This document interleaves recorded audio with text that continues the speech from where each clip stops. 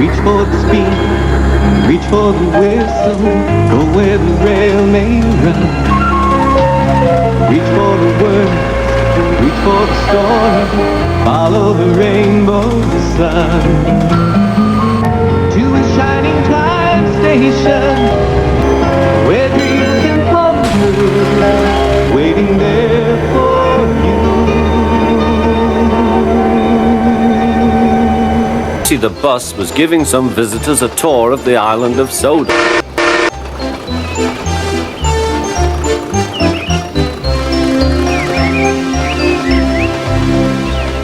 It was their last afternoon, and Edward was preparing to take them to meet Bill and Ben.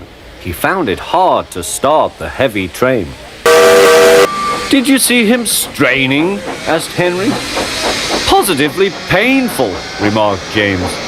"Just pathetic," grunted Gordon. "He should give up and be preserved before it's too late." "Shut up," burst out Duck. "You're all jealous. Edward's better than any of you." "You're right, Duck," said Boko.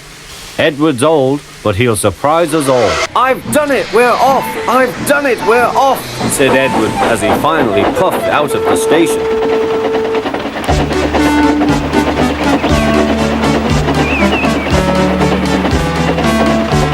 Bill and Ben were delighted to see the visitors. They loved being photographed. Later, they took the party to the China Clay Works in a brake van special.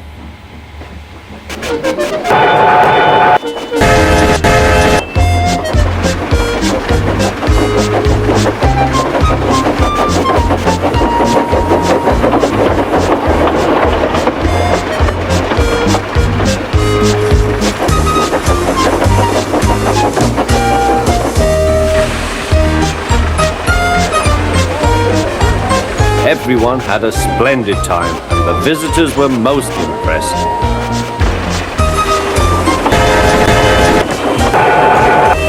Then Edward took the visitors home.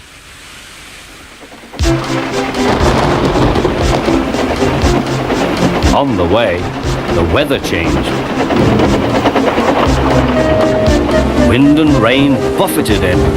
His sanding gear failed, and his fireman rode in front, dropping sand on the rails by hand.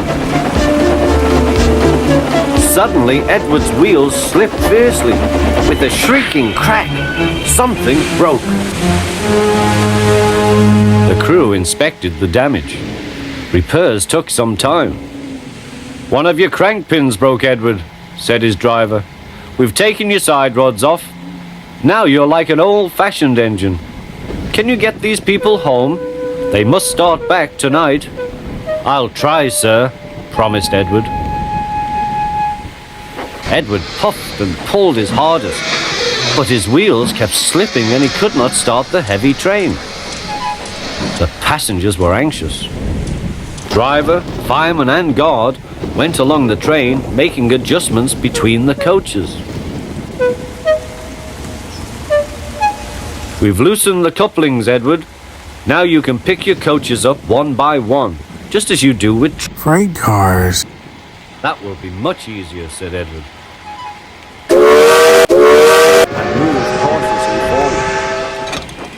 The first coach moving helped to start the second, and the second helped the third.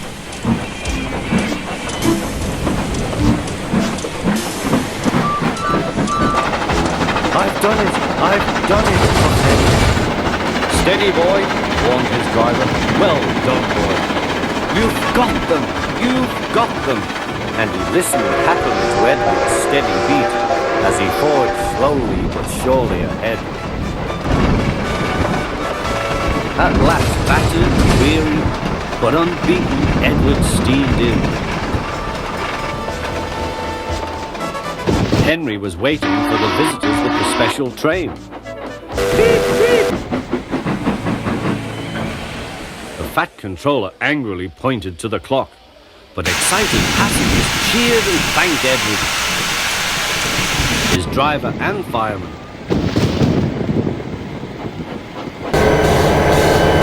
Duck and Boko saw to it that Edward was left in peace. Gordon gave vague respect to the side.